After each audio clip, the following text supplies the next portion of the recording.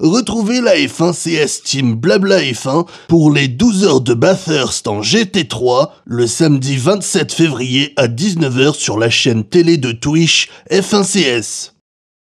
Comme chaque année avant le début de saison, c'est l'heure de faire un tour du personnel qu'on verra en Formule 1 en 2021. Cette année, j'ai décidé d'axer ce guide autour d'une présentation historique de chaque équipe. Alors, que faut-il savoir de la Scuderia AlphaTauri Honda ? Eh bien, si c'est sa deuxième année sous ce nom, l'équipe de Formule 1, quant à elle, est née en 1985 d'un indépendant italien, Giancarlo Minardi. L'équipe se fait la réputation de chicane mobile. Par sa modeste structure et son petit budget, Minardi ne marquera que 38 points en 20 ans d'existence. Quelques dates clés viennent cependant ponctuer son histoire. Angleterre 89, Pierluigi Martini et Luis Pérez Sala terminent 5e et 6e, enregistrant le meilleur résultat de groupe de l'équipe. Portugal 89, Martini se qualifie et termine 5e, le tout en ayant mené le premier tour de course. Nürburgring 99, Luca Badoer est en route pour une brillante 4e place avant que sa mécanique ne rende l'âme, privant l'équipe de 3 points importants et contribuant à faire de Badoer le pilote avec le plus de départs sans le moindre point, malgré les efforts de Russell pour battre son record. Australie 2002, juste après la reprise de l'équipe par l'Australien Paul Stoddart, le pilote australien Mark Webber survit au chaos et termine 5e et est invité à venir célébrer ce résultat sur le podium, devenant le premier Australien à entrer dans les points depuis Alan Jones en 1986. On va faire comme si le Grand Prix des États-Unis 2005 n'avait jamais existé et passer directement à 2006 lorsque Red Bull rachète l'équipe et la renomme Toro Rosso pour en faire un centre de développement pour ses jeunes pilotes. Si les premiers pensionnaires, Vitantonio Liuzzi et Scott Speed, ne confirment pas l'utilité de ce programme, le très jeune Sébastien Vettel s'en charge, prenant régulièrement des points et même la victoire lors du détrempé Grand Prix d'Italie 2008. Depuis ses débuts, l'équipe pourra se vanter d'avoir lancé les carrières de futurs vainqueurs de Grand Prix comme Giancarlo Fisichella, Jarno Trulli, Fernando Alonso et Mark Webber sous le nom de Minardi, puis sous le nom de Toro Rosso, les belles carrières de Sébastien Vettel, Daniel Ricciardo, Max Verstappen, Carlos Sainz et Pierre Gasly. Et pour parler des pilotes de cette année, commençons par ce dernier qui entame sa 4e saison en Formule 1. Après des débuts encourageants en 2018 chez Toro Rosso, Gasly perdait vite en popularité avec son passage difficile chez Red Bull en 2019, avant d'être rétrogradé de nouveau chez Toro Rosso en cours d'année. Comme si ces quelques grands prix chez Red Bull n'étaient jamais arrivés, Gasly n'a cessé d'impressionner et de tirer parti de chaque opportunité qui se présentait à lui en piste, avec en point d'orgue sa 2e place au Grand Prix du Brésil 2019 et sa première victoire à Monza en 2020. Débutant en monoplace en 2011 en F4 française, Gasly était déjà très jeune à l'âge de 14 ans. 3e du championnat avec 4 victoires, Red Bull commence déjà à s'intéresser à lui. En 2013, il devient le plus jeune champion d'Eurocup Formula Renault 2.0 et en 2014, il s'intègre complètement à la famille junior de Red Bull et termine 2e de la Formule Renault 3.5 derrière Carlos Sainz.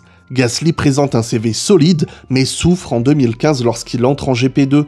Il termine 10e, mais en 2016, il se rattrape, affichant constance et performance, gagnant le titre face à des moins réguliers Giovinazzi, Sirotkin ou encore Nato. Gasly a gagné la plus importante catégorie de promotion, mais hélas pour lui, Toro Rosso n'a pas vraiment de place et Helmut Marko n'est pas entièrement convaincu, mais il ne veut cependant pas lâcher Gasly dans la nature pour autant. Le voilà en Super Formula au Japon en 2017, une discipline très compétitive et souvent jugée périlleuse pour les Européens. Pourtant, après 2 premières courses d'adaptation, Gasly parvient à entrer dans les points et à gagner 2 courses et enchaîne avec une seconde place. Mais à cause d'un typhon, la dernière manche est annulée et il termine 2e à un demi-point du titre. Cette prouesse couplée à la saison désastreuse de Daniel Kvyat lui vaut une promotion en Formule 1 en fin de saison et la suite, on l'a déjà évoqué. Narrer cette épopée nippone semble très bien nous introduire à son coéquipier, le rookie Yuki Tsunoda. Le pilote japonais figure parmi les pilotes les plus attendus et hypés de ces dernières années et on va essayer de voir pourquoi. Outre le fait qu'il soit le premier pilote de Formule 1 né après les années 2000, ce qui de mon temps était assez mal vu, Yuki a grandi en admirant non pas les prouesses de Senna ou Schumacher, mais celles de Lewis Hamilton, puisqu'il n'avait que 7 ans lorsqu'il a vu le petit Lewis gagner le Grand Prix du Mont Fuji. Mais bon, je ferme ma parenthèse de boomer, je suis vieux, j'ai compris. Tsunoda sera le premier pilote japonais en Formule 1 depuis Kamui Kobayashi en 2014, et si vous avez l'impression que moi, comme beaucoup d'autres, insistons sur sa nationalité, laissez-moi clarifier que c'est pour la simple et bonne raison que les pilotes japonais ont toujours été labellisés d'une étiquette particulière, celle de pilote japonais. Comme je l'évoquais pour Gasly, le bond de l'Europe au Japon est considérable et la réciproque est valable, car leur pilotage laisse rarement indifférent, étant souvent jugé à double tranchant, alternant entre précis, efficace ou sublime, et purement stupide et dangereux. La culture de la course est très différente et il suffit de voir un pit stop en Super Formula pour le comprendre. Mais bon, retour à Rikiki Tsunoda. Débutant en monoplace fin 2016 en F4 japonaise, en gros lorsque Gasly gagnait son titre de GP2, il termine 3ème du championnat en 2017 et le gagne en 2018. Et après ces 2 saisons, il fait déjà partie du programme junior de Honda. Son rêve de Formule 1 devient palpable lorsque Honda rejoint la famille Red Bull en motorisant Toro Rosso en 2018, ce qui facilite son arrivée en Europe pour concourir en Formule 3 internationale en 2019. Et si on peut dire que une victoire et la 9e place du championnat, c'est pas mal mais pas brillant non plus, n'oubliez pas ce que j'ai mentionné sur la phase de transition entre les 2 hémisphères et constatez sa progression au fil de la saison, sans parler des gros noms qui figurent dans cette promotion comme Robert Schwartzman, Marcus Armstrong, Jehan Daruvala, Juri Vips et j'en passe, mais en gros des pilotes déjà établis à ce niveau qui ont le soutien de grosses académies derrière eux comme Ferrari ou Red Bull. Et il y a même Lundgaard qui représente l'académie Renault. Il fait le bond en Formule 2 en 2020 et éblouit lors du Grand Prix de Styrie tenu sous une pluie biblique.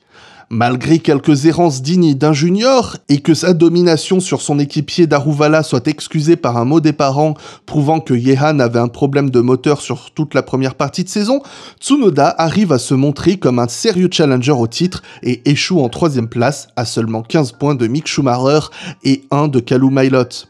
Je ne peux que comprendre l'enthousiasme autour de Yuki Tsunoda, mais la Formule 1 reste une compétition à part qui a vu beaucoup de brillants espoirs s'éteindre très vite.